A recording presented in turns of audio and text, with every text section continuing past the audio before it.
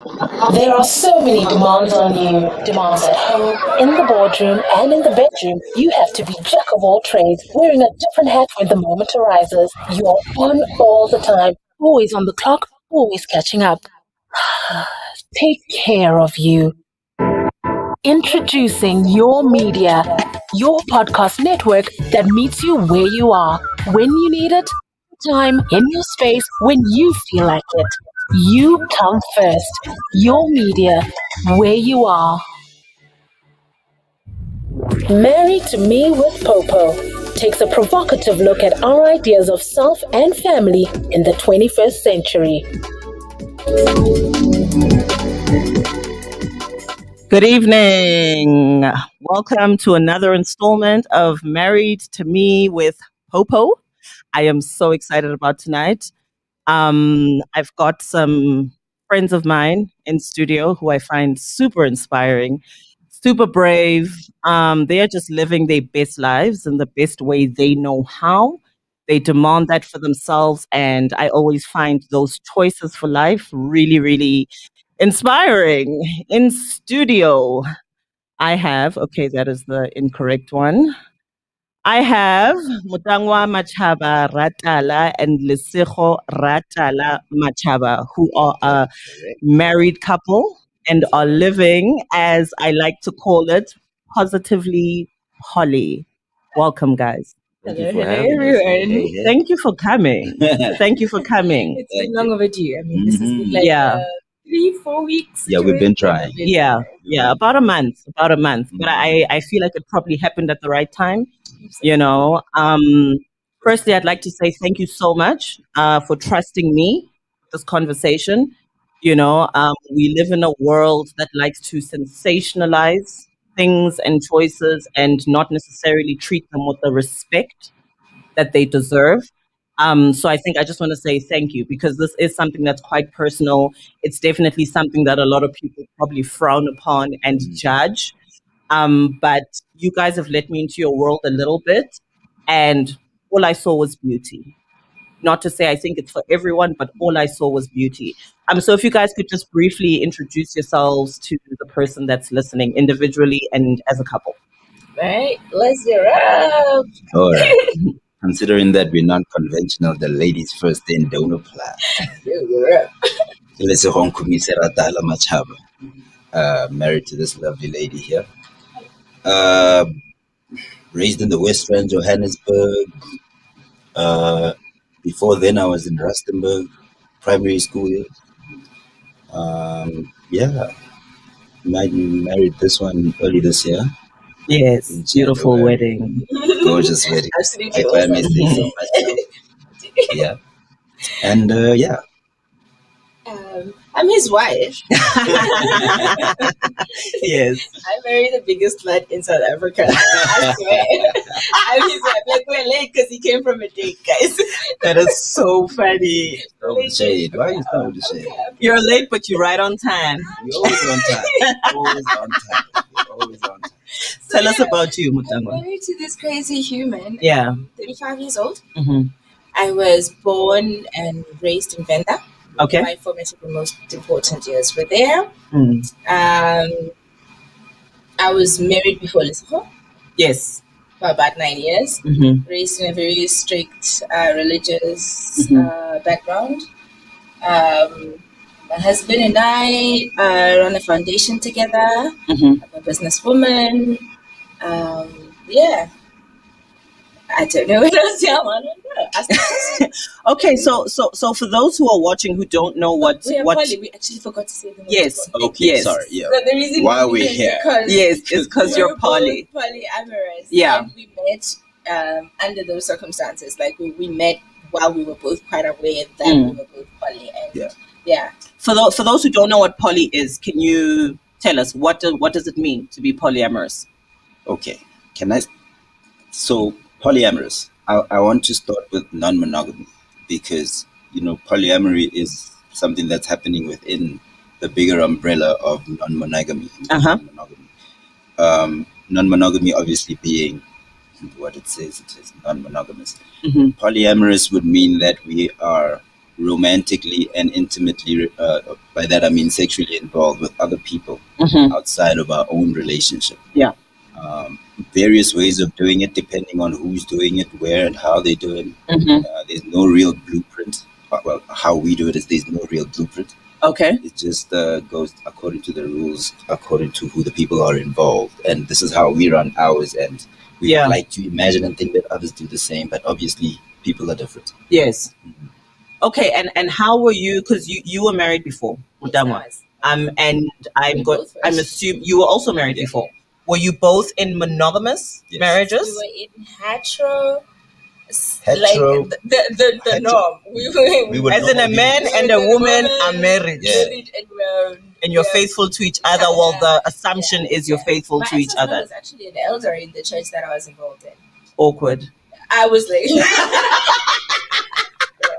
So when did you realize that? When did you begin to explore? I might not be monogamous and actually go for it, guys, because I think a lot of us have the thought, that maybe we could be poly, but the reality of it, especially for men, is difficult. So what was it? When were you like, you know what, this is me? Or how did it start? What was the first thought? And then it was like, okay, this is me and this is how I'm going to navigate and fuck everyone else. It was a long process of unlearning a lot of things. Mm. So I had gone through a life-threatening disease. I had gone through bankruptcy. I had gone through a divorce from a situation because the religion that I was involved in, that was not even something that you were allowed to do. So I was at a point, I was at rock bottom. Okay. And I was trying to figure out who am I outside of the things that I've been taught I should be. So who's Mutangwa outside of this religion? Who's Mutangwa outside of the head of the household and her husband? Yes. Who's Mutangwa outside of her mother and her family? Yeah. And I went back to myself. My first kiss was not even with a boy. It was with a girl. And I started there. Yeah. And I started with, I'm not heterosexual. I've never been. And then that morphed into, then I was in a serious relationship and I had a discussion with my now ex-boyfriend about how I wanted us to open up the relationship. But you know how boys are. It's cool if you open it up and it's just on other his girls. side. Yes, it's fine for you to be with other girls, but I'm the only guy that's going to be taking you down. Right? And also, it's okay for him to be with other girls. Okay. It opens it up, but it doesn't quite open. It doesn't give you freedom. So it doesn't give you freedom, but it gives him freedom. Okay. So also just growing up, raising myself. And then learning and seeing what I wanted, and I realized I wanted a completely free space. A space where I am divorced of the expectations as a girl. And you are divorced from the expectations as a boy. And we just like, where do we meet? And then I decided I love more than one man. And I want more than one woman. And I have the capacity for it. So why the hell not? And you, Liz? Yeah. So I also, similarly to her, grew up in a very strict religion. But with my religion, it was considered what's known currently as polygamy, or what is assumed to be polygamy, but which is actually polygyny. What's the difference? Terms. Okay, fine. Okay. Sorry, yeah. I didn't want to go to terms. We don't know. Okay, yes, please do go to terms. Okay, so you get polygamy as an institution, as a marriage institution, which by definition would mean that the man and the woman are allowed other partners outside of their primary relationship. Okay. You can get what they call polygyny, which is the love of many. By gyne, or the word comes from gyne, which would mean the female genitalia. So the love of multiple genitalia will be polygyny. Polyandry will be the love of many men. So you'll find women that would want more than one man, but that man is just for her. Okay. Those men, anyway, are just for her. Yeah. And that just became legal in South Africa and has a lot of men so small. It's legal, yeah. I know that they were talking about it. Yeah. Somebody got excited. So, you know.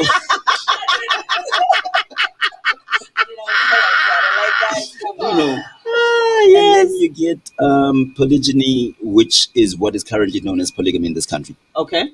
So in my family, the males that I grew up with or come up with generally had more than one. I mean, by males, I mean the uncles that I had or have, except for one, had more than one wife all the time. It was cool. It was cool because I'm a guy and it's nice. But you realize as you grow, but some things are not balanced. There's no. But now why can I and she can't? And then, wabon. And I knew very early into my marriage, my previous marriage, I wasn't married for long. So a lot of things happened very quickly. I knew very early into that marriage already that I would want another woman. Also, growing up, I would, and if any of my ex-girlfriends are listening, hey man. But growing up, I was never always with one woman. I'd have that, when that song came out, Area Code? There was a song called I got hoes. Man, I got area codes everywhere. You can say whatever you want. But it wasn't, I was a kid then, so not all of it was all physical. It was just the excitement of being involved with other people. Just let's call in the night. I'd have problems with my mother when I was still a kid. My kid, I mean primary school. I'd be on the phone for hours. When you're one person, I can give you that. So there was always others involved at any given point in time. But, it wasn't something that I could explicitly mention because, we have a thing called monogamy, which has, I feel, well, let's not go there. But you understand? So when I realized that it's easier to live, cheating is a problem. It's a huge problem. You must be good on time. You must be good on it. It's an administrative job, and I do not like to do it because they don't pay me. So I'm not going to do that. But it becomes so much easier when your life is so much honest. It's just out there. You come home to the one that you say you love, and you can share everything with that human. It's like a drug. I'd like to ask a question that I think a lot of people have, right?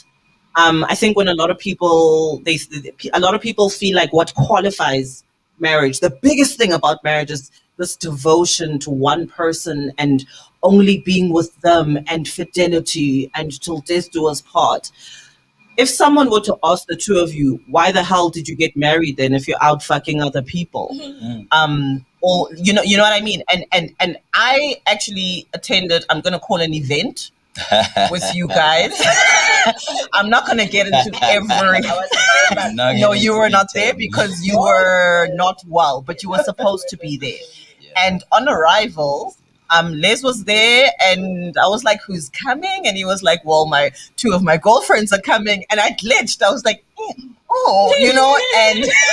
and the thing is, you were supposed to be there. So the assumption, obviously, I know in my mind that you guys are poly, but you're open. But I'm just like, so how do you navigate the wife and the girlfriends? And then you were telling me a story about, my boyfriend was here at the house and there was an accident and he's sitting there and he's nodding. And you're like, so I needed my husband to comfort me because my boyfriend got hurt. And I'm not going to lie, it was a complete mindfuck for me, guys. I'm not going to lie to you. It sounds like crazy. Yeah, it sounds completely insane, but I think why did you guys get married? What was I was watching Red Table Talk, and Jada was speaking about how people think that marriage is for love, but for her and Will, it's they got married because they have a common purpose, and that's what the core of their marriage is. So what was it for you guys that said, okay, we wanna get married and effectively spend the rest of our lives together, even though outside there are other things happening? Marriage was a discussion for us, right? So there was no proposal. Okay. There was none of that. It was just a talk. Okay. We'd had the talk several times before because we both had done it. So no reason to try and prove to each other that we love each other. Okay. And that was the discussion very early on. I'm not going to marry you, dude. Just say I love you, because if you don't already know it, we have a problem. Yeah. However, we always said if there was any reason outside of the normative, I'm trying to say this person is mine, then we would do it. And it's the weirdest thing that as I'm sitting right here, Joe, they're not allowed to do that. Yeah. These people are abusive. Oh, just No. Yeah. So for us, it had to be one, not because I'm trying to scream I love you or prove that I love you. Yeah. It had to serve a higher purpose in both our lives and the greater good. Okay. It was more than just us, which is why it was so heavily infused with both our ancestors. People think because of our lifestyle, I might leave you and he might leave me. they trivialize the relationship. They trivialize our relationship. And when I say people, and I don't mean the general public. Okay. I think for me personally, it was mostly my family. Okay. Friends from me. So, like the day we were having that conversation, it was like, and what about the will? And we're going to get a house here and we're going to do this there. And then it just became very clear that we needed to legalize the situation. Okay. And that was all it was. In fact, that is why, Vanessa, when we got married, I was wearing a bathrobe. My husband was barefooted, wearing shorts and a vest. Yeah. That white woman came and nobody even saw her. Yeah. And still doesn't matter so much for us. I think the ancestral work that we did before, that was the greater part of the work, yeah. Okay. So I'm going to say this, because I said to you guys, I'm going to think for other people, right? Okay. Right now, people are like, they're looking at you guys and they're like, ancestral work, bufebe. How? You know how people, yes. Buffet people begin. speak about, no. That's what they'd call it. Yeah. They would call you guys promiscuous. They would, I see. Promiscuity comes with things like soul ties. So how is it that you guys are spiritual, yet you are having sex with a ton of other people? I want you to address that whole how weak is your Josie question. Yeah. How weak is your nosy question? Like, guys, come on. Soul ties can mean so many things, right? Also, soul ties are primarily what I would understand to be something that's Christian based. Okay. People meet each other and they relate to each other. We related and we met on a mental level. You meet people and they touch you here. You meet them and they make your stomach bubble. You meet people and they make you horny. All of those people you have relationships with. Okay. I'm not saying don't nurture those relationships. And in fact, what I'm saying is do nurture those relationships. Yeah, if you are going to be meeting a lot of people sexually, sure, you need to make sure that your act is right and you're with the right people at the right, you're right by yourself. Yeah. You know, if you're going to be messing around with people that don't think correctly, then you're messing up your own head. So fix your own space wherever you are, whatever channel you are linking to, whichever of the plugs, chakras, if you will, that you link to. Link to it properly, making sure that you're doing the right thing for yourself. But do you believe? Okay, let's put the soul ties term aside. You do believe, however, that when you have sexual intercourse with someone, there is an energy exchange. Dude, we are having an energy exchange with right you now. Right now. Okay. I interact with the woman who cooked my food at the restaurant this morning without me even knowing who she is. Got it. And what kind of energy was going there. To then go and pick sex as the thing to be avoided because, oh my God, I hope you guys don't mind me speaking. No. Go ahead. So to go then and say, this is the thing I'm not going to do with people I don't know because they might bewitch me through it for me personally. It's like saying, I'm not going to eat your food because I don't know you could poison me. Okay. We are prayerful people. My husband and I prayed before we came onto the space with you. Yeah. Not just for us, but to make sure that this is also all right. So we don't have paranoia around whether or not energy exchange. We exchange energies through ordering food at a restaurant. Yeah. It ain't that hectic. Yeah. And some of us, our people are a little bit more demanding. Before I go out and hoe around, I actually do have to clear my path. I have to sit and ask, just like how I came here. This is why I say them niggas don't try. So I have to come. I do that all the time. So I have to, before I go, before an event, before anything happens, I must, guys. So I'm out. Can we be cool? Yes. Robert. Okay. Another question I really wanted to ask. Jealousy. Jealousy. Guys, we all know that most of us, I'm not going to lie to you, I have struggled with it. I like I like poly as an idea. Not gonna lie to you, as an idea. Yeah. But I don't know that I could override. But here's what I'm also beginning to understand.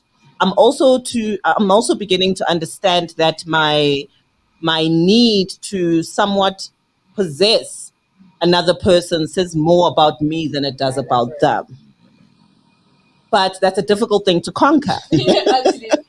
How did you guys conquer? Les, the guys out there are like, there is no way you are fine with your woman being digged down by another man. Did Your you see wife. my This wife? is yes, I see her. She is a dime. She is gorgeous. Okay. She is a gem. So how are you find a okay diamond. with sharing her with other men? I'm not even asking about the women. I'm asking about other men specifically. Another man putting his penis inside her. Another man hitting her from the back. Another man eating her vagina. How are you okay with that? Is she not happy when that's happening?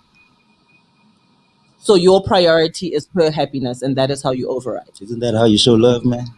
Yeah, it is supposedly, but it's obviously something that most people can't do. So it's obvious to you. Okay. So I'd like you to unpack for those who it's not obvious for how you got to that place, because most people are not at that place. Most people will never get to that place. I don't say I'm not jealous. I'm probably the most jealous of us three here. Actually. I think I rumble you a little bit, but No. I am quite jealous. Yeah. I am very, very, very protective. Okay. Actually. I will. So I'm not saying it's not a thing that does not exist. Okay. But what is it that you're saying is actually happening? When you're saying you're jealous, what are you saying is actually happening with your psyche, with your chemicals inside your body? You are feeling an emotion. It's doing something to you, obviously. Yeah. And really, depending on how you handle it, it comes out as something entirely different. You can look at it and think, I'm feeling this emotion. Yeah. And what I generally have to do is just say, babe, hey, I'm feeling a little jealous about this. Yeah. And then she'll say, why? And I'm like, hey, Mario, you're too excited. You're too excited. Yeah. But she's that human. She doesn't know how to relax. She loves things very excitedly. And now I'm thinking, hey, must now. Is she still excited about me? And all you have to do is really say, I'm a little nervous. And then she knows how to hold that space. Okay. Also, because we are both that way inclined, we know that the people that come into our lives may come with whatever agenda they might have, but I know where she is in her head and sits like vice versa. So whoever she's dealing with, I know where she is. Yeah. And vice versa. And when I'm not sure, I ask. Yeah. And if she feels, which, I mean, once or twice, I suppose it's happened when I've said it and she felt, I'm not satisfied with the answer that she, in the sense that she gave me an answer and I was like, I'm still. Yeah. But then she took the time to make sure that she makes me recognize who and where and what. Yeah. To nurture the space is really important. Yeah. It's a thing that comes very quickly. Yeah. So it's not that it's not there. It is there. It needs to be handled, and what you do with it, your partner space, how you handle it, all of that is important. Yeah. And I think for the relationship to be healthy in this space, it is absolutely important to be honest with each other about how we feel. Yeah. So when I'm feeling jealous, I tell him, there was this journalist girl he was dating once. Oh my god. Oh my god. Like, it was pretty. She was so much. And one day I just woke up. It was a random Friday. Yeah. I'm feeling jealous about this. That time you're supposed to go on a date the next day. Okay. This girl. I'll still apologize. I mean, it's all right. No, that's all right. I was being a child at the time, but I also own Is it being a child? I own it when I am being, because I have abandonment issues. I have middle child syndrome issues. So every time I interact with my husband, I know that I come with that. Yeah. So when I was feeling jealous about this particular girl, I loved that he held the space. Okay. He nurtured the child that needed to be nurtured. Yeah. And then only after, yes, I did ruin the thing, but like it says to you, it's safe here. Yeah. Tell me you're scared. Yeah. And I'll hold your fear. And once my fear was held, I'm like, so what time is your date? Because I have another date coming. Now, Yeah. she had a date that day. Now, she had a date. No, but now... No, jealousy is a thing. You must talk to each other. Yeah. You know your partner. I know his love language. He knows mine. Okay. We understand. Soho and I are also very lucky because we're sensitive. Okay, both of you. Both of us. Yeah. If I The sense an slightest- ouchie from him, Yeah. I want to see what's going on. Yeah. Almost immediately. Yeah. Because also we have to understand that we are holding, and it's important to the both of us. Yeah. And so long as it remains there, we'll nurture it like an egg. Yeah. Do the best. So do you guys feel like being poly enhances the relationship between the two of you? And if yes, how?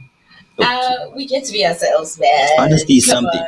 Yeah. To share experiences that excite you with a person that That you excites love. you with love. Yeah. There's few things that beats that. Yeah. I don't think I came home with a date yesterday, and my husband and the date hit it off so much I had to kick him out of the house. Oh. Perfume shit. I'm sorry. Oh. But it's Yeah. beautiful to be able to do that with him. Uh-huh. Like, to share, we were catfished once together. Yeah. Don't share details. We are completely with each other's lives, and there's nothing more beautiful. And it's than cool that. because when she wakes up in a tiz, I can tell almost with her first two words where actually what's going wrong. Okay. I then don't, because I mean, coming from relationships that were monogamous, I had a thing where the moment the next person says, like she says, sensitivity, I'm actually quite sensitive. The next person, the slightest of ouchies, before I go anywhere else, I'm asking myself, Yeah. hey, anything.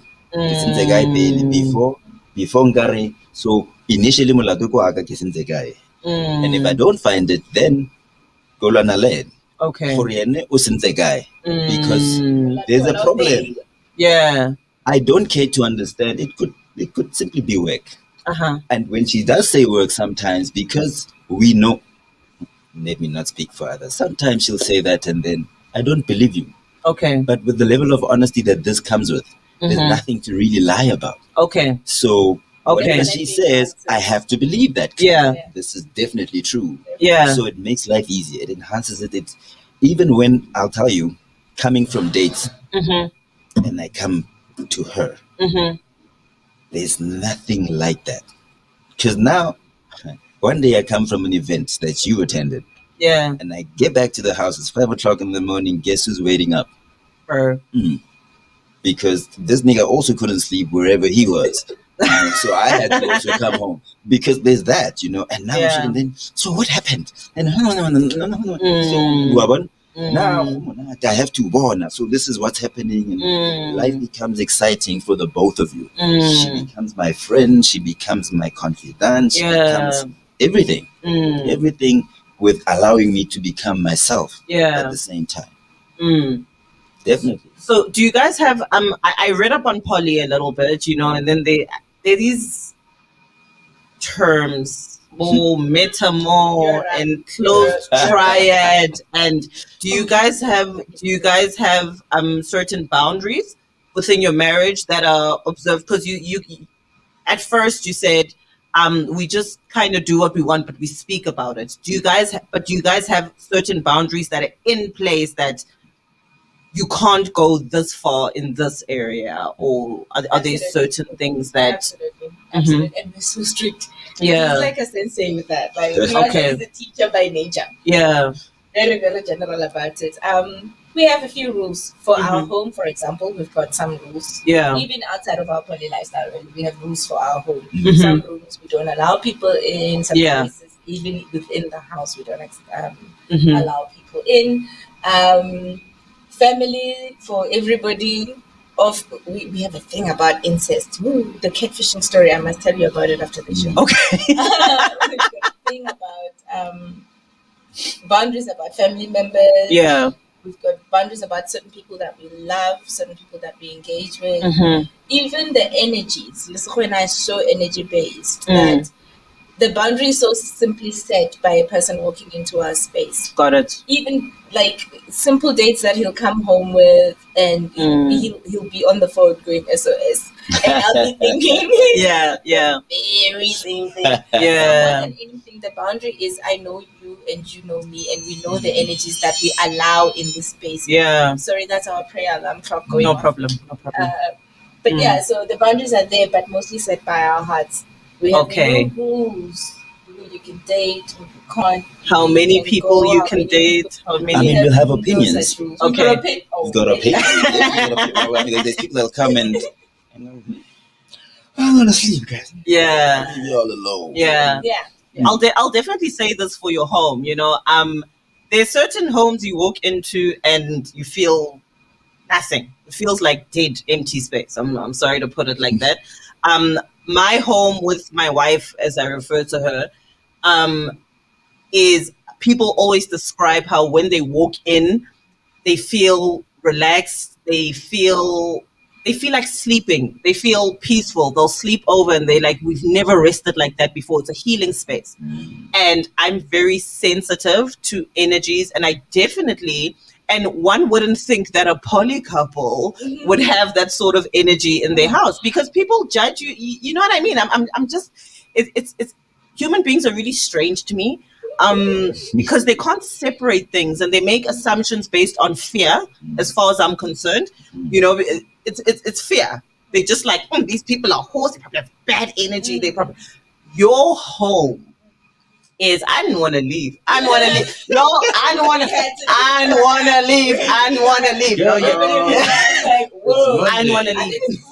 Your home felt safe, and definitely I could tell that there is this profound presence of spirit, and anyone with a weird energy who walked in there, their demons would be irritated. But also they make it out so vehemently. Like Lesego and I are so well protected. Our home is so well protected, and also, yes, we are polyamorous, but our main focus with our lifestyle actually is to change the narrative of how we as melanated people relate to each other sexually.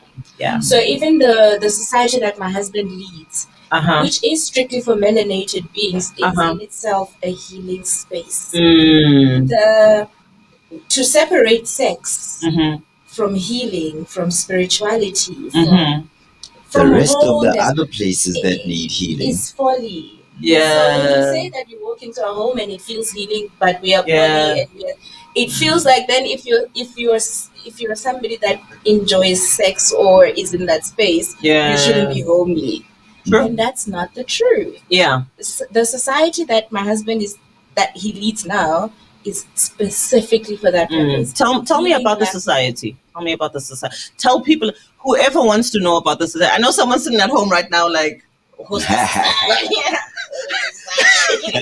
Tell me. Unfortunately, we're just today still busy working on the websites and all. You have to give you an address and then you'd know what's going on. But it's actually you'll give it to me anyway. It'll be up and running when it's up and running. Yeah, it's the Melanated Society. That's But what happens there is it's a space that is safe. I like that you called it a healing space. Your home, a healing space. Because essentially, the society is. Let me not get there. But the society is mostly to have the melanated people heal themselves, like how she said, within their sexual and other ways relating to other humans. Because we have had, I struggle, or I haven't found yet somebody that I know that hasn't had a trauma in their life that some way or another speaks to their sexuality. There's very few people that don't have that. And the half of the time it's people that are really close to you. That's one side of it. But why it remains then melanated is because, you go into these type of spaces. I had somebody ask me yesterday or something the other day. Someone was asking me, that's such a white thing to do. No, listen, I wanted to ask you about it because most people, they're just like you're doing white people's things. But who are they? You know that this is a thing that was practiced a long time ago by people, even from matriarchal societies where the women were the one taking the men. And where I come from, actually, Karanga queens are non-monogamous, have multiple husbands. So to even say that as a black woman, I should not have more than one. Like so I don't know how that makes it white. That doesn't make it white at all. But in saying that, you can't have the presence of somebody that makes you feel a certain type of way when it comes to certain type of things. Okay. In a space where it's supposed to be healing, because there are things that are offensive by mere presences. Okay. If that makes sense. So you want to have a space where you can hold each other's space comfortably and safely in terms and feelings that you know are home and safe, because some things that you see by the eye represent unsafety. So how do you obviously you'd mentioned to me that there's a certain vetting process, right? So obviously with this lifestyle comes a lot of things could come with it, like people who fetishize it, people who are going to try join the society, but they actually have a girlfriend and they are monogamous and they're coming there to cheat. Or so how do you sift out the riffraff from the people who are authentically non-monogamous and want a safe space to practice that lifestyle? So just to clarify, right, the society that I speak of, it's telling me about, is non-monogamous. It's not only including polyamory, because there's different, like I said earlier, different umbrellas. Yeah. Polyamory and all the others. And there's also something that's of what people call unattached relationships, or the English word would be swinging, where you just go out and go grab. Got it. Also within there's rules and boundaries. But what I was going to say to you was, and I'm losing my plot with this, is that the verification process is generally done with a video call.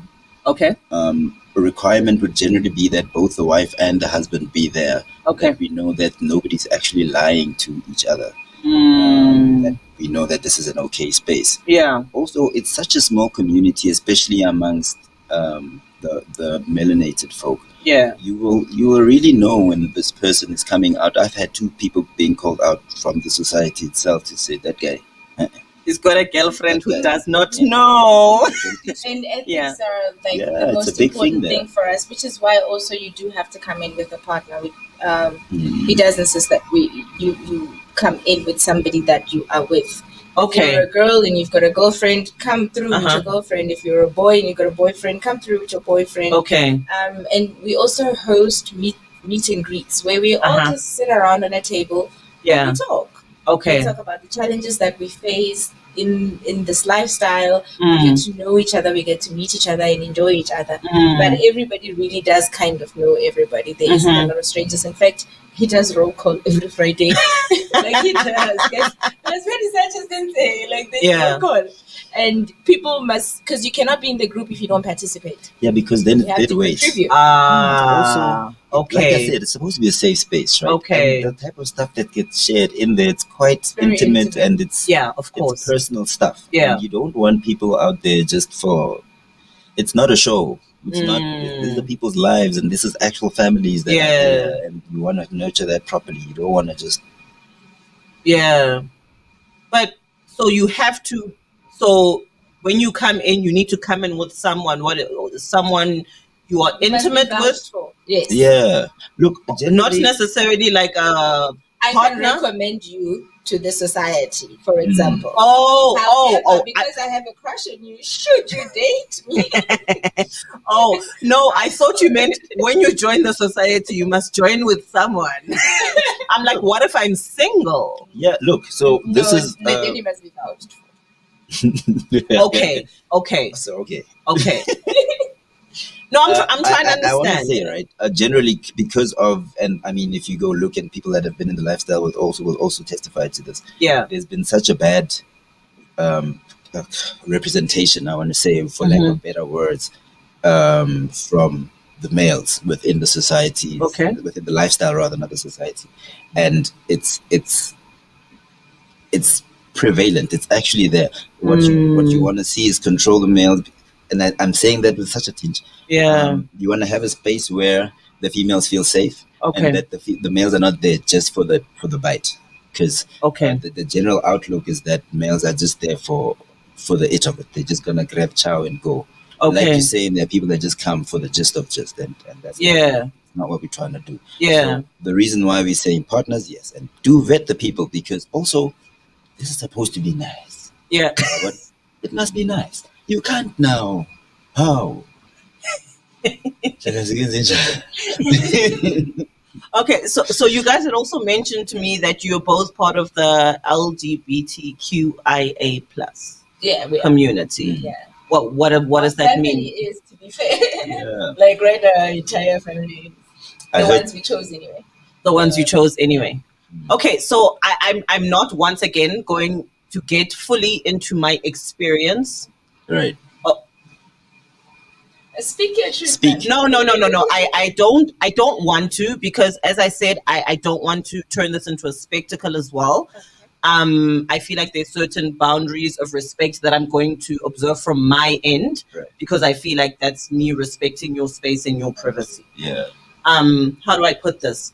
So I found in that space on that night that people were very willing to engage sexually.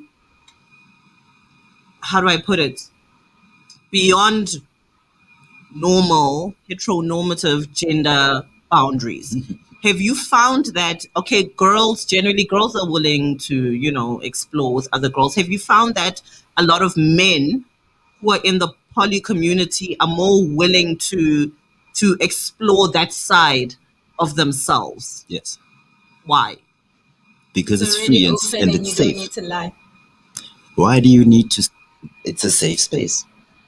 Yeah.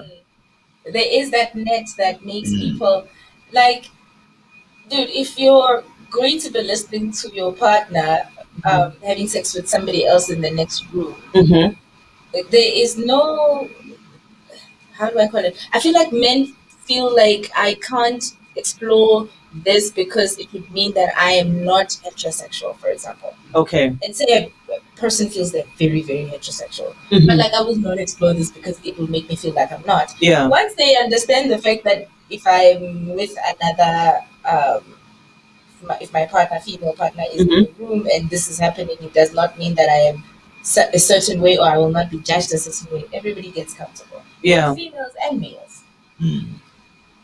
And which is also quite important work, because our brothers have been subjected to a lot of oppression too. Yes. Like, there's so much suppression in expression of anything, really. Can't express emotion, can't express in certain ways sexually. Yeah. It's so many cons that when you're in that space, it's like, oh my God, now I can breathe. Yeah. Yeah. And because of that, the amount of creativity that you come out with that is also it's amazing. Because then you're allowed to be who you are as a human being. Yeah. The talks that we have also help, because we actually talk to each other, guys. Like, and you'd find that the stuff that we had a conversation a while ago, about a week or two ago, where we were, just to give a light example, talking about males and heterosexual males that. And we were talking about anal exploration and how do hetero males feel about that? Because hetero males came on because we've got diversity. Yes. You do have diversity. It's a safe space to speak. Yeah. People spoke. Yeah. A conversation I doubt would have happened. Yeah. No, people probably wouldn't. I mean, I have come across men sexually in my life who like nipple guys. Like, a lot of guys, just being a nipple guy, like guys who like their nipples being stimulated. Yes. A lot of guys don't like to admit that they're that guy. I have come across men sexually who like to be anally stimulated. And I guess the thing with me is that I don't know, people are generally open. I'm very open sexually, you know what I mean? And I will push the boundaries a bit when I'm with a man and see how he responds to that. And I found that Mr. Tough Guy, a lot of the time, there's certain things that he likes that he wouldn't generally admit to liking because that's gay. I think it's a travesty, Wenapalesa, that we want to be in relationships and not present ourselves whole. Yeah. So you're made from a man and a woman. Masculinity and femininity naturally dwells within your blood system right now. Yeah. For us to not want to express both masculinity and femininity and call ourselves whole is a tragedy. Yeah. I personally do not date people that do not present like that. Like, I'm not saying I'm a girly girl. My nails are always done. I got my makeup on. But it is important for us to also teach boys that there is a feminine part of you, intrinsic, and you must honor it. And you must not feel like it's a point of shame because it is a part of who you are. Can I extend that a bit further? It's kind of off topic, but I think it's really important. I was actually saying to a friend of mine that I want to have a show about GBV, but have it differently. I feel like we have failed our young men so much as a society. We only nurture the aggression in them and the protector and the provider, but we don't nurture the nurturer. We don't nurture the expression of emotion as a healthy thing. And then we expect them to turn out as loving, but except we didn't encourage that. When he tried to respect a young woman because she didn't want to speak to him, we told him "Khoroacha," and we told him to go and grab her hand. And then we want to walk around with placards saying men are trash, respect women, don't rape them. Instead of dealing, these are symptoms we're dealing with, instead of dealing with the root of what is our failure as an entirety. Absolutely, I absolutely agree with that. If there's something, wherever we go now, so let's have matching nail colors. Now he's fighting me for the gold. Because it was my idea. Yeah, okay, but it's all me now. People are always like, so are you gay? Are you straight? Are you this? Are you that? And is it not okay for me to just be human?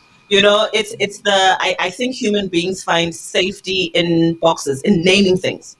It extends to religion as well.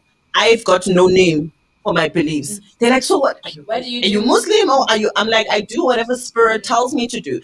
Sometimes it's mpepo, sometimes it's incense, sometimes it's burning a candle, sometimes I'm lying in bed praying, sometimes I feel like putting my palms and my forehead on the floor and connecting with the earth.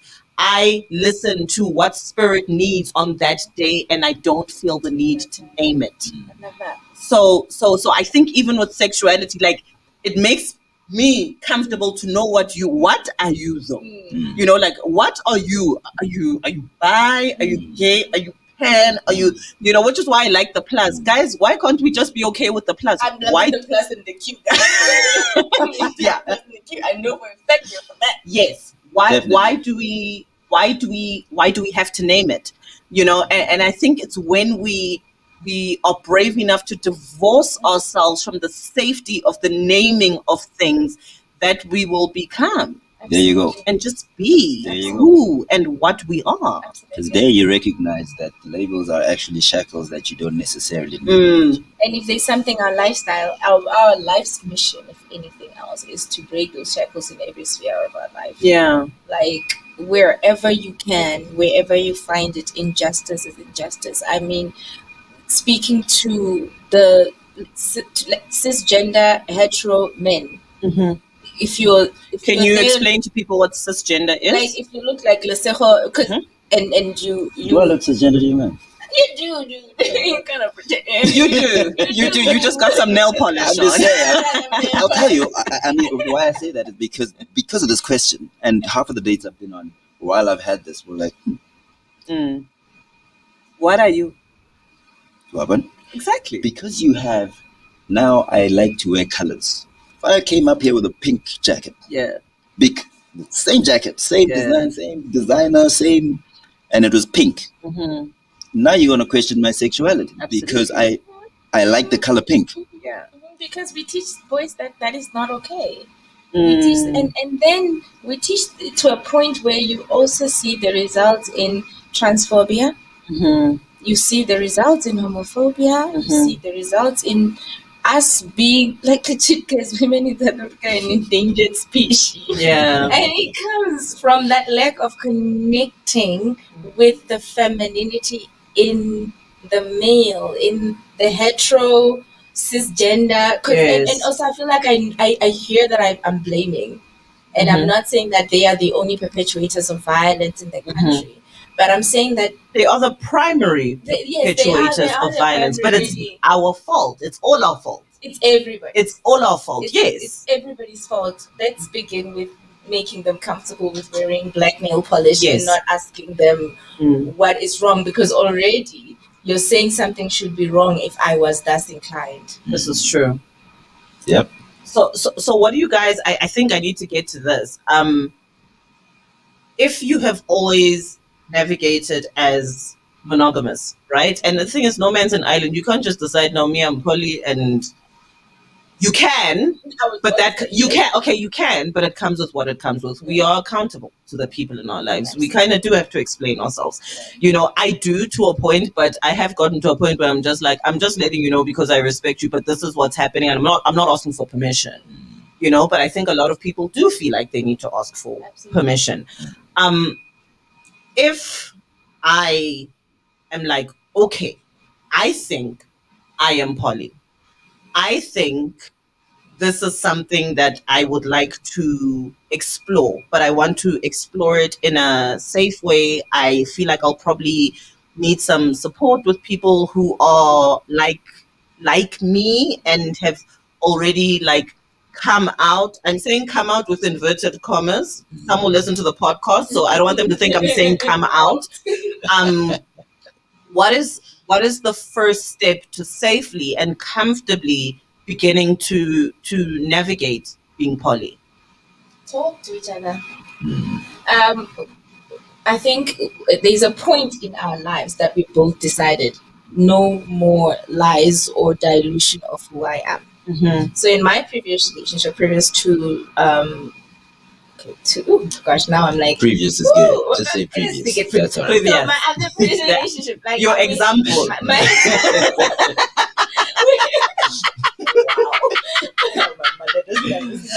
I spoke to him and I was like, dude, I want to see other people. And I was allowed, and I'm also using inverted commas, but he was more comfortable with me and my girlfriend than anything else. So never really spoke about me and the adventures I had with other men. Yeah. The beginning of it is honesty with yourself. Yeah. Lying is a violence to self. Loving yourself will require that you not do it. Okay. So the beginning of it is discussions with yourself. Make those decisions inside. And then be willing to accept nothing less but the decisions you have made for yourself. Sure. And then find a partner who is not only willing, because willing is hard, who is enthusiastic. Yeah, willing is like, it's okay. Don't find the hey. When you have a exposing me, man. When you find a situation where you have a khe, you find yourself negotiating with your own happiness, because essentially I want to do this thing, but all right, you give me the ear, and so therefore I'll bend the knee. It's not to say that it's actually what should be happening, because my happiness is actually to say a lot. Yeah. But then your hair says it's cool, but these are my things as whores. Yeah. I say conditions. I can't do this, but I can't do. You can do this and this and this, but don't do that. Also, don't do that. Don't do this. Now again, it goes back to a place where I'm gonna go lie, because my happiness lies. I mustn't tell you. So now where were you? No, I'm not telling you. No, I was in the gym. Yeah. As an example. But I'm not technically cheating. Yeah. Actually, the arrangement and agreement is that. But you understand, like I said in the beginning, it's administration. Yeah, no, I actually was watching a documentary about people who are poly, and this girl was saying, I spoke to my partner about this, and he wasn't super excited about it, but he was like, yeah, let's try. And she's like, as much as he'd given me permission, I always felt like I was like perpetrating against him. And I found that I let a lot of things slide. I gave him allowances that I shouldn't have, because I was like, oh, but he lets me sleep with other people, so I can let this slide, because he doesn't really want me to do it, but he's letting me. So it's fine. He swore at me, so but like what I'm doing is worse. Because somebody's being nice. You end up settling. And if there's something, the freedom to be in a relationship where we can legit There are some times where we wake up in the morning in bed and we're laughing.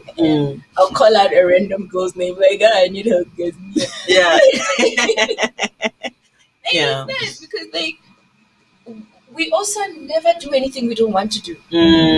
Like, when him and I are intimate, it's exciting, and it's because we want to be intimate with each other. Like, he has so many people he can call in 2 minutes, they'll be here. Like, vice versa. Like, when we engage with each other, because you choose it is because we choose to. People always ask us, oh, aren't you afraid he's going to find someone else? Aren't you afraid she's going to find somebody better? Like, no. No. My loyalty, integrity, and love for him is from his head to his toe. Yeah. From a cellular molecule, I know that it was brought to me by my people. Dude, you can never take anything from Barauzinavanaya unless they want you to have it. So there is no situation where I'm like, oh, I'm scared some girl is going. Yeah. Someone has a big heart. Yeah. Someone can love. Yeah. If that can be poured out, and also the world is such a shitty place, if that can pour out into a few more places, I'm willing for that to happen, and it's exciting. Yeah. Funny story actually. Which I'll share. You guys know the story already, but like, I actually met Les on Tinder. Yeah, and on the social street, my wife also met him on Tinder. And part of can I start sharing? And at the time you guys weren't married yet, and I didn't know. I met you before, and he was like, "Yeah, I've got a girlfriend, and we're like poly, and we can video call for like verification." I was like, "Say what? I'll get in that call." I was like, "What kind of life you live?"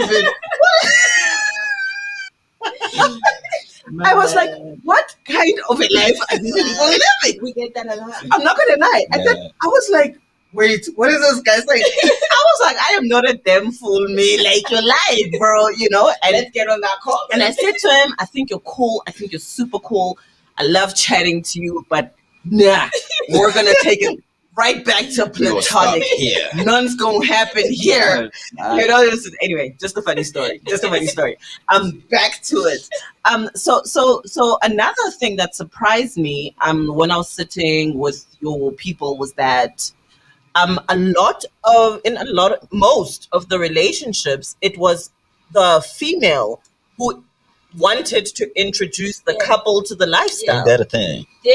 That is so, because I think most people would assume that the guy like strong armed her.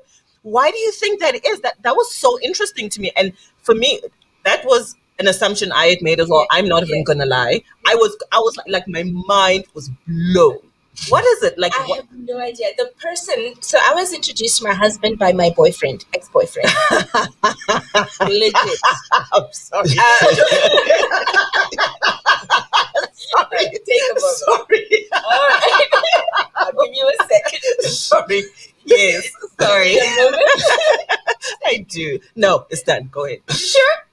You all right? This guy was also introduced in this lifestyle by his wife. Oh, wow. They're married with 2 kids, happy. And when we met and got together, he was like, oh, this is so cool because I'm really not, I'm gonna see other people because I get bored when she's not home. Okay.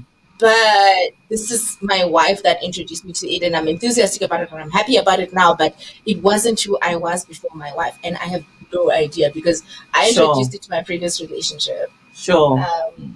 This one, oh yeah, nah, wait, what else did you say this thing? Introduced me to a lot of other stuff. Yeah. I also don't understand it. You assume it's going to be the guys pushing. Yeah. It. But even if you look in the society and you look at our interactions, the ladies, he gets. In fact, actually, there's a lot more ladies gently in the. And I'm happy. Women are also brave, man. Yeah. Black women are brave. No.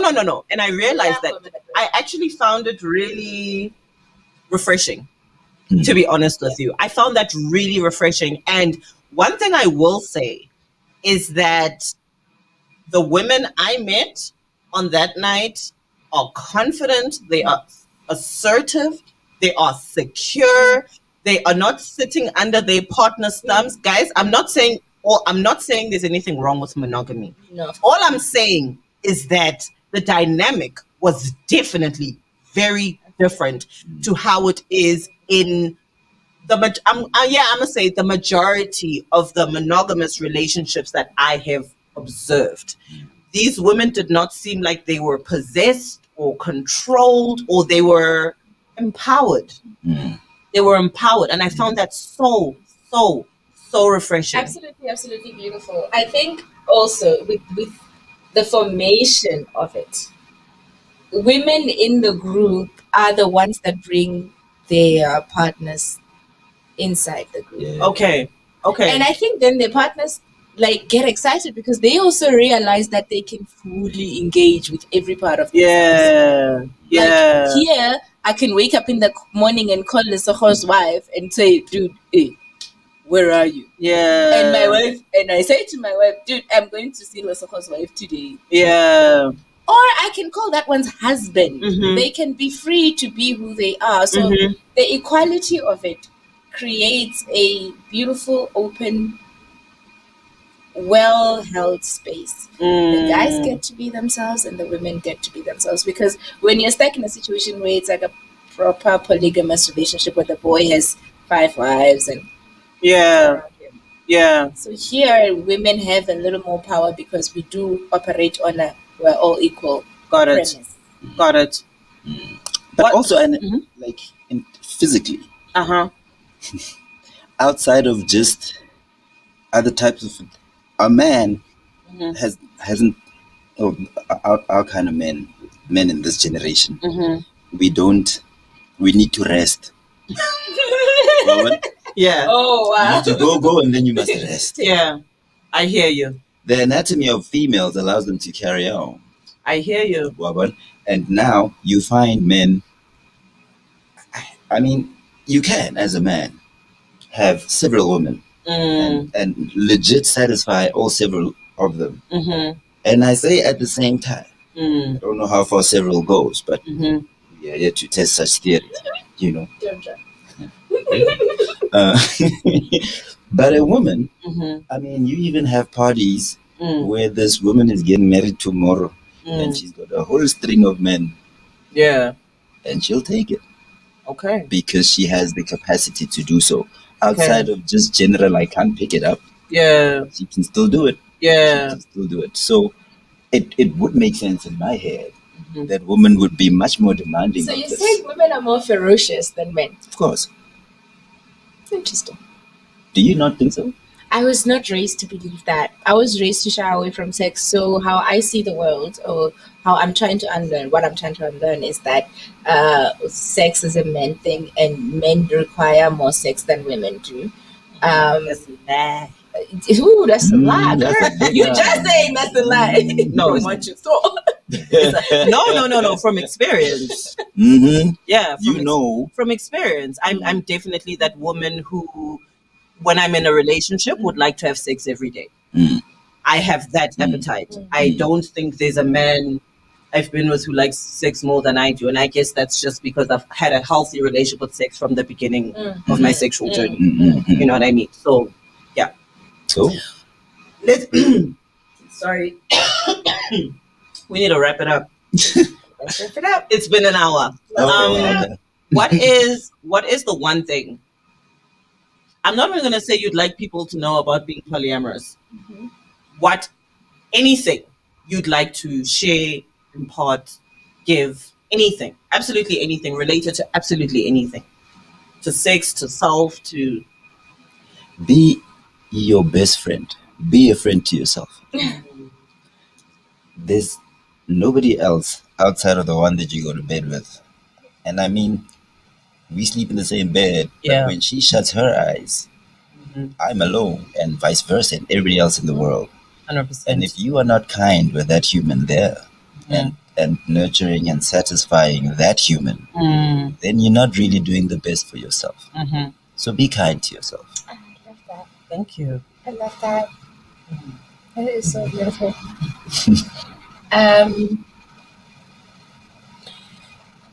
I like to ask myself this every once in a while. if you had that conversation with the doctor today, here and now, where they look you in the eye and say you've got cancer and you're going to die if we don't do X, Y, Z. If you had that conversation with someone today, would you be satisfied with what you are, with who you are, and what you will live? So, what is your legacy? Yeah. What are you? What were you here for? And if you are happy with the answer, then you're doing great. If you're not, ask yourself what you could do to change it tomorrow, because you'll hate it one day if somebody ever sits across the table from you and the possibility of not breathing is on the table and you're not satisfied with the answer to that. Beautiful. Phew. Guys, if people want to follow you, get in touch with you, give us your information, whatever it is you'd like to share.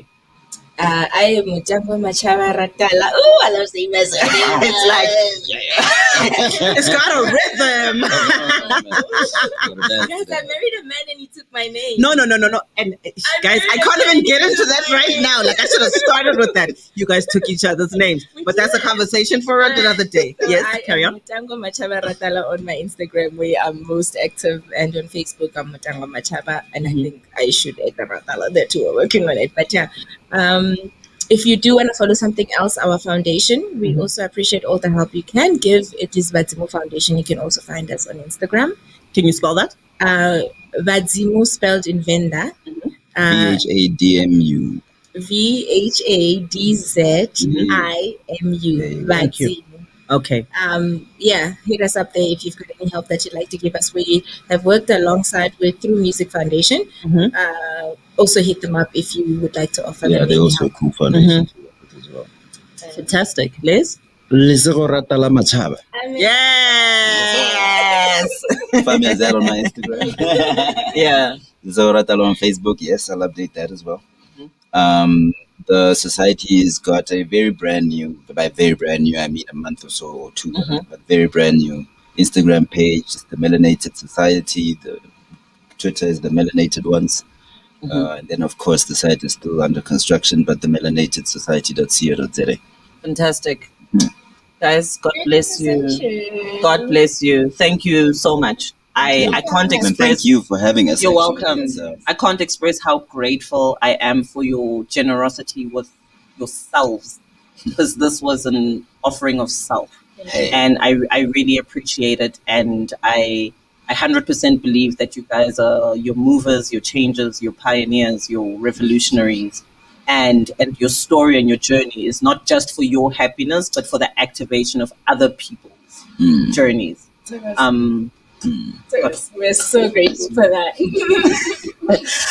Wow, what a conversation. Yeah, these are the conversations that matter, and this is what this show's about. And really, at the end of the day, I'm just grateful. Thank you for listening. Thank you for watching. Thank you for your time. Yeah. Good night.